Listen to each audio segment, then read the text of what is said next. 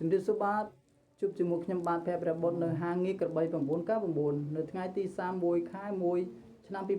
2026នៅវេលាម៉ោង8យប់តទៅសូមពុកម៉ែបងប្អូនជួយគ្រប់គ្រងខ្ញុំផងបាទ